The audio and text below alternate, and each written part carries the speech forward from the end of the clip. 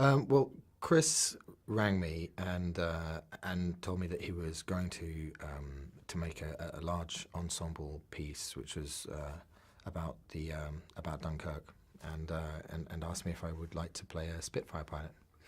What he clearly didn't tell you at this point is that ensemble applied to everybody else in the film. So tell me about who you're playing and what we see of you in the film. Well, I play a Spitfire pilot called Farrier, and I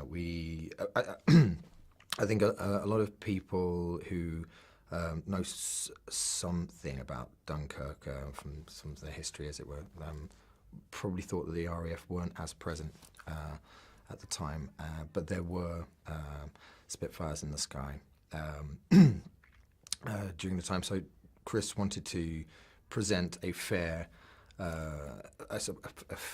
representation of the RAF during the time.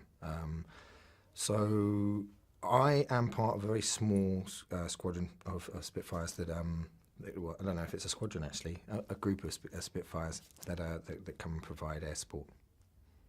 One of the people who was probably saying, "Where is the bloody RAF?" all those years ago may, I gather, have been your grandfather. He was a veteran of the Second World War.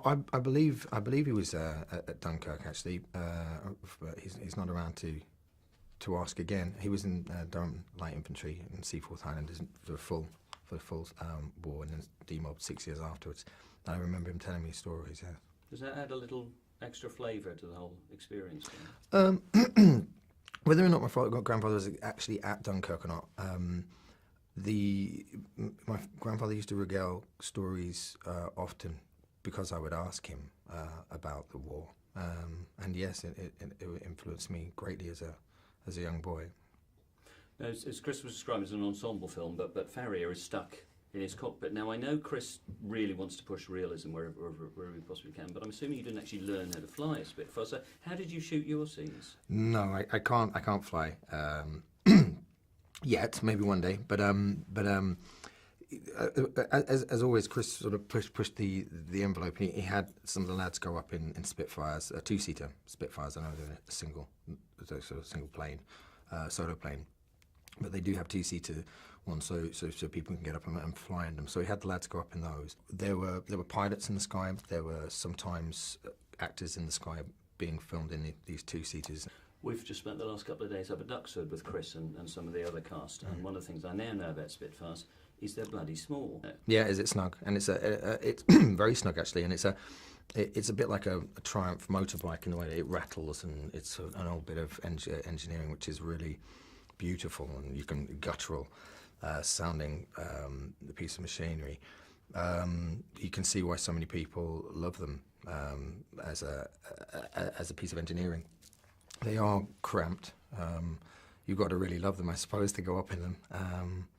And as for a working space, it is very tight. It's like sitting in your bedside cabinet, really, for a few hours in a sheepskin and a pair of boots. But it's all good fun. With 40 people looking at you and an IMAX camera squeezed in. It's a lot better than flying them in the wall.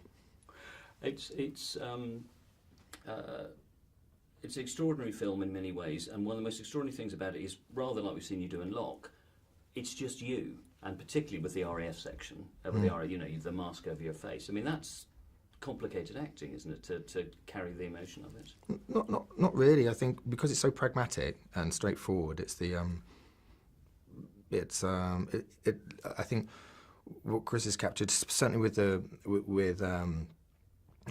RAF part that I was involved with, was a very pragmatic radio comms dispatch to and from different pilots, which also pilots tend to be incredibly articulate and sort of almost monotone, don't they? A bit like Locke was actually quite as well, where you can hear them very clearly, but when you look at them, they don't seem to be doing much. In many ways, it's quite an interesting environment for acting, to observe and reflect a pilot. And it's almost like a surgeon. They just do something. They tell you what's going on, and they're very clear. And then what they're doing is obviously moving at great speed. And I think therein lies the drama, if there is any, to not milk. Do you know what I mean? To not try to impose a character on something. So whether there's a mask or a hat and a big jacket and the Spitfire is actually, that's what's presented. That's the role. Is the Spitfire as the is the character really, and Farrier is the pilot of that, and represents obviously symbolic of the RAF and the British spirit, as it were. But it's sort of almost no acting required in that aspect, but more of a doing. We started with Christopher Nolan. Let's finish with him again, because now three movies in, have you seen him change? How has that relationship for you as actor and director developed and matured? To be honest, Chris Nolan is just Chris, and he moves.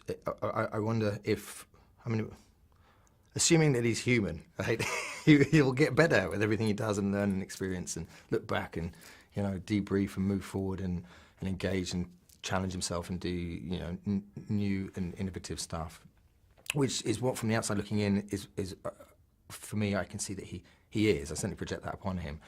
But there's an essence of just don't ask him anything. He's obviously on his journey to where he's going as a practitioner, and he's brilliant. So nothing has changed in my relationship towards him. Still huge respect, and if he says he's going to do something, I believe it. And if he asks me to be part of that, then it's really, you know, how can I help? And now I guess, where do I get my face mask? When can I take a face mask off? And, you know, I'm just grateful to work with him. To be fair, you know, you're going to do something which is proper, you know.